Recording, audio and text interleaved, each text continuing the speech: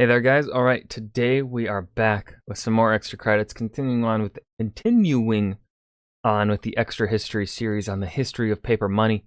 This time, episode 4, Lay Down the Law. Before we dive in, though, make sure you go and check out the links in the description box below. I would love it if you joined the Discord and followed me over at Twitch. Just holding back a burp. Okay.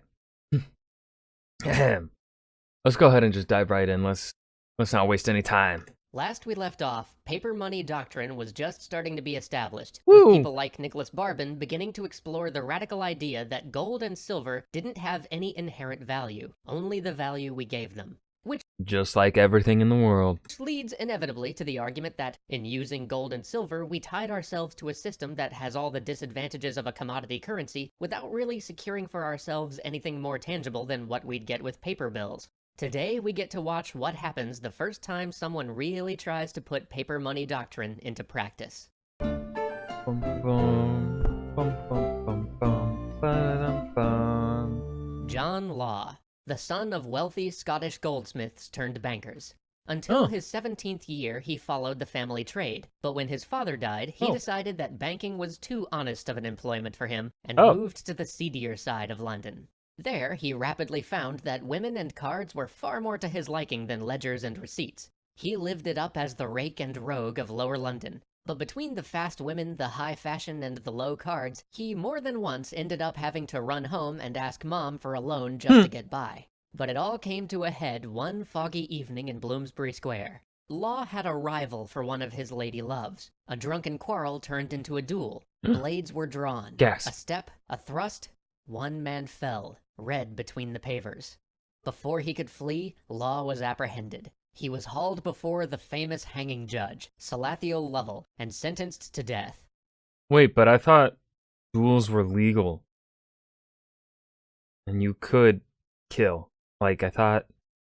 As he awaited the gallows, though, his friends and benefactors got his sentence commuted to manslaughter, and he was slapped with a fine and released. But the family of his rival was pulling strings too, and they appealed the decision. This time, Law knew to flee. He hightailed it to the Dutch Republic, enjoying the coffee houses, the gambling, and perhaps most of all, the stock market of Amsterdam. While he had always been of an intellectual bent, it's here he started to really refine his ideas, both about gambling and finance. Watching this small republic with none of the natural resources of the other great countries of Europe dominate the world's economic landscape galvanized his thoughts. He reasoned that if he could just understand what had created such an economic revolution there, he could export it to nations with more natural advantages. So, he spent half a decade considering the problem, and all this reasoning led him to one conclusion. It was the supply of money and the availability of credit that made the Dutch Republic such a powerhouse. And where did he see the bottleneck in the availability of money and thus the availability of credit?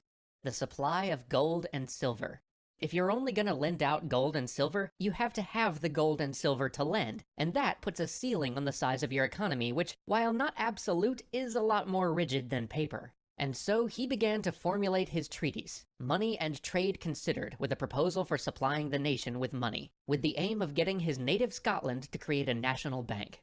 Unfortunately, Scotland was destitute from risky Central American ventures and a failed harvest. The Scots were in no mood to take a risk on some theory. To cap the whole thing off, the Act of Union in 1707 not only crushed any chance Law had of convincing the Scottish Parliament of his plan, but also made him an outlaw in Scotland as well as England. So, once more, our ironically named hero fled back to the continent.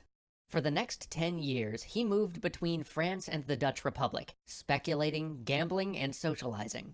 But Law was always one to learn from his mistakes. He no longer gambled simply as a gamble. Now it was a system. He put into practice the many ideas that translated from the financial world. He deconstructed the games he played, and worked out great tables of outcomes. He was renowned for being able to calculate precise odds on the fly and hold them all in his head. And soon it paid off.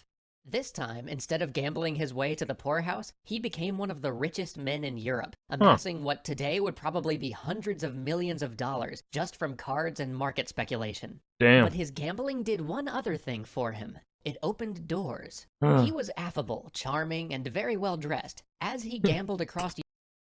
He was also well dressed, all these other things, but he was Man knew how to dress, goddammit. Europe, he worked his way up to playing at private, very high-stakes games in Paris, games which included some of the most powerful men of the land. And in these smoky rooms, he had far more opportunity to persuade them of his ideas than he'd had in Scotland. And the truth is, those men were primed to be persuaded. The wars of Louis XIV had left the French treasury empty, and the state burdened with insurmountable debt. The new regent and his council were looking for a way out, so when Law said that he had a plan, they listened. The plan was ambitious. He would form a central bank which would take over many of the economic functions of the state, right down to issuing money, which of course would take the form of his beloved banknotes. Most importantly though, his plan to bankroll it was genius. He allowed people to buy stock at the bank, paying only 1/6 of the stock's value in cash and paying the rest by trading in their government bonds, the debts the government owed them. This scheme was genius, because the population of France knew that these government bonds were currently worthless because the government was too broke to repay them. Yet, at the same time, much of the debt which the government had been crippled trying to service was the very debt the people of France held. So, in having everybody traded in, this debt magically disappeared, and people who previously thought that they had been ruined by purchasing worthless government bonds now had something of worth that they could sell or trade, stock in the new bank, because everybody was confident in the new bank. Genius. And as John's bank began to tick away... But again, if the bank is being financed here by the state, it's essentially still the same fucking thing. You're trading one thing for the same thing. You're not exactly getting an upgrade here. It all seemed to work. The paper currency was far more stable than the old silver currency. Nobody could clip its edges, and forgeries were, well, punishable by death.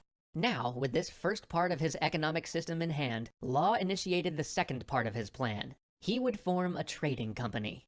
With complete control of the economy, he established a monopoly on trade with the French territory of Louisiana, and gave that monopoly to a company he established called the Company of the West. The plan here was simple. Issue shares at 500 livres a share, taking 15% down payment and the rest in installments, and sell enough of these shares to pay off the remainder of the government's debt.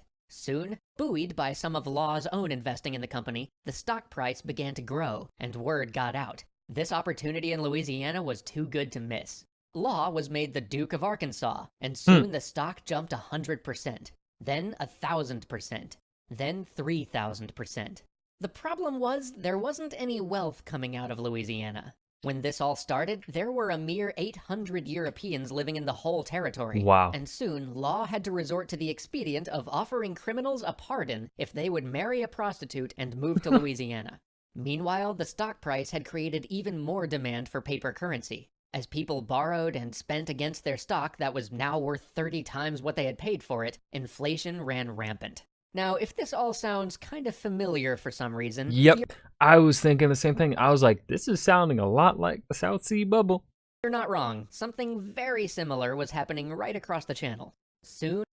Oh, shit. Yeah, this was happening at the same time, wasn't it? Oh, damn. Law's system, which he had thought incorruptible, was forced to bend. He had to recall some of the paper money, slash the value of the currency, and outlaw the sale or possession of large quantities of gold. But all this did was let people know just how bad a shape the Company of the West, and by extension the bank, was in. Soon it would not hold. Mobs formed, there were rushes on the bank, and Law found himself yet again in a carriage in the night, fleeing yet another country. But unlike his counterparts across the channel, Law wasn't operating out of greed, but rather out of a desire to prove the idea that he had burning within him. And while his bank and his trading company were a disaster from which France barely recovered, they were a failure in execution more than in concept. And so, despite such a catastrophic misfortune, there were those in Europe who heeded what was perhaps his most famous conjecture. That money is the value by which goods are exchanged, and not the value for which goods are exchanged. Join us next time as we take the final step toward modern money by getting off of the gold standard. This is the first episode of the series where I've been actually probably truly lost. It was harder to follow this one. This one was more, I don't know, I felt like this one they didn't take necessarily time to try and to try and truly explain it in more simple terms. It felt like this felt more like you've been following along the first 3 episodes. Now we're not gonna baby you, and we're just gonna go balls to the wall. It's kind of what it felt like a little bit here. Harder to follow it, for me at least. But that was episode 4 of the Extra History series of the history of paper money. Lay Down the Law by Extra Credits.